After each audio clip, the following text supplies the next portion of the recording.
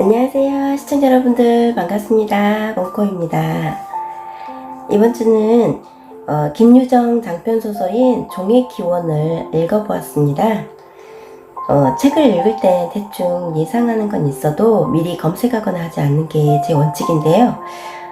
예를 들어 이제 대중의 일반적인 의견과 서평에 섞여서 나만의 생각의 방향을 못 잡고 흡수되어 버리는 그것을 좀 염려하는 차원에서 제가 온전히 제 생각과 주관적 서평이기 때문에 또 전문적이거나 일반적인 그런 통용되는 의견이 아님을 밝혀드립니다.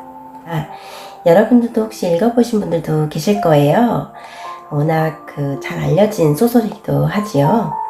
책을 읽고 먼저 두 가지 포인트가 저희 이목을 끌었는데요.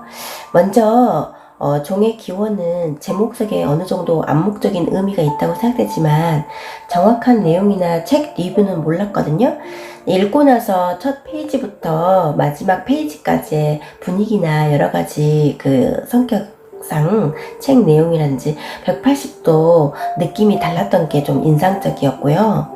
그리고 두 번째 포인트는 이 사이코패스에 대한 제3자의 분석이나 다중인격자의 엄벌이나 사회적 후속 예방 조치가 좀 많이 부재한다는 점, 그 점이 좀 인상적이었습니다. 주인공은 한유진이고요. 유진의 어릴 때 회상 부분과 성인이 되어 회상하는 부분, 그리고 부모님과 여행에서의 사건, 죽은 형과 죽은 아버지와의 기억, 엄마와 이모에 대한 1인칭인 나로서의 시점에서 감정 등이 상세하게 나와 있습니다. 유진은 어릴 때부터 발작 증세를 앓고 있고, 그를 계기로 수영도 중도 포기하게 되고 정신과 의사이기도 한 이모에게 약 처방을 받아서 발작 조절을 하며 학교 생활을 합니다. 우연한 계기로 한유진은 엄마와의 갈등 끝에 엄마를 이제 집안에서 죽이게 되고요.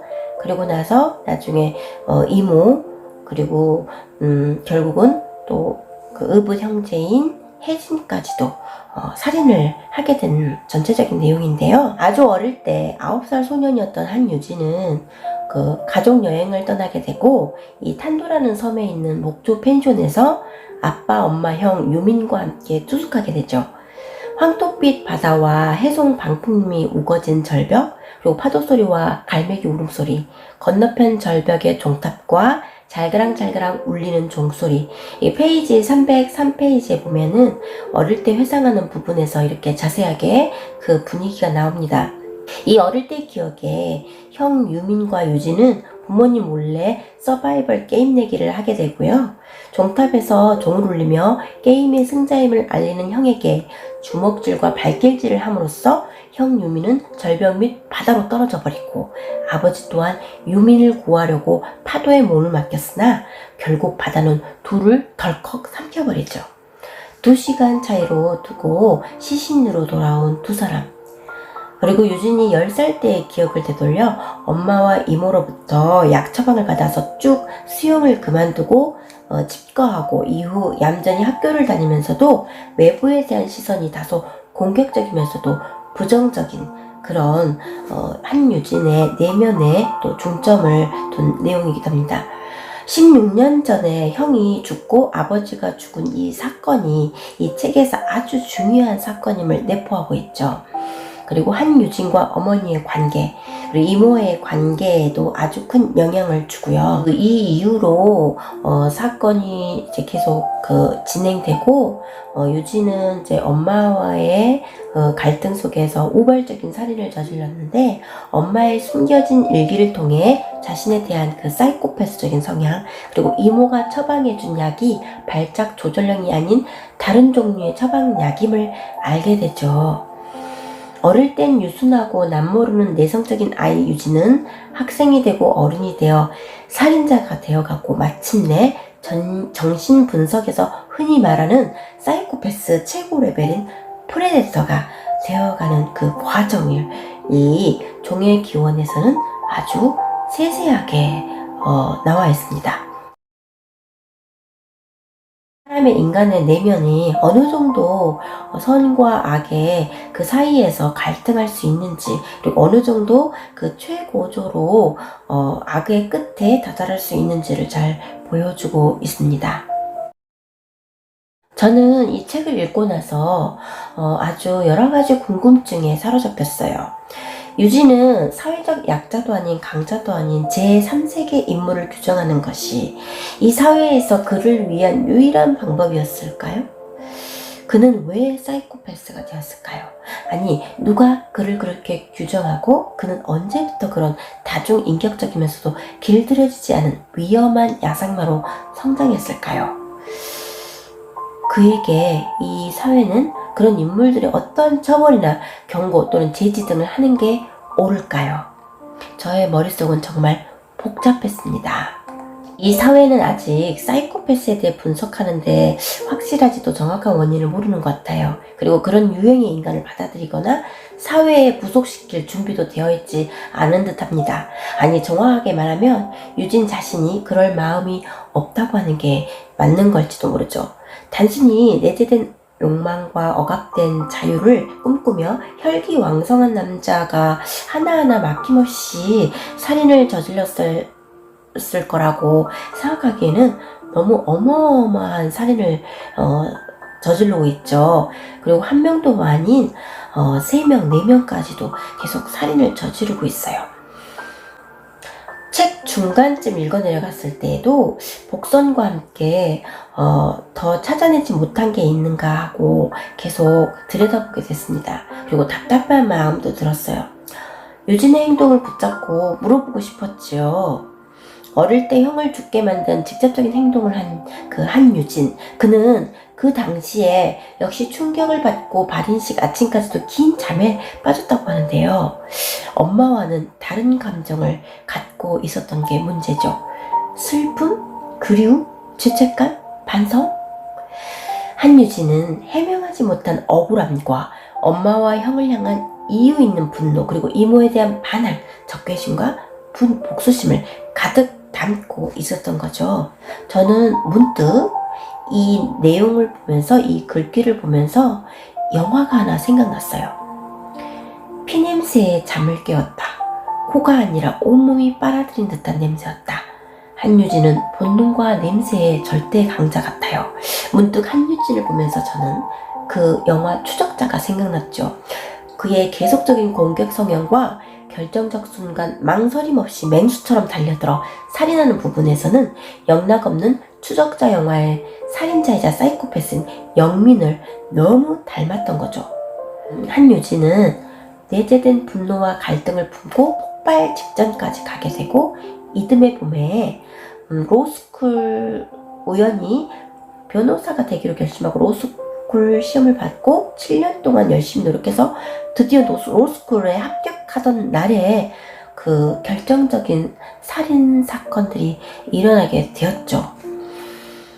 로스쿨 합격 결과가 뜨던 날, 그날 밤, 야밤에 밤거리를 배회하던 중 앞에서 걸어가던 여성을 통해 피냄새를 맡게 되고 우발적이면서도 목적이 뚜렷한 살인을 저지르게 되는 한유진이에요.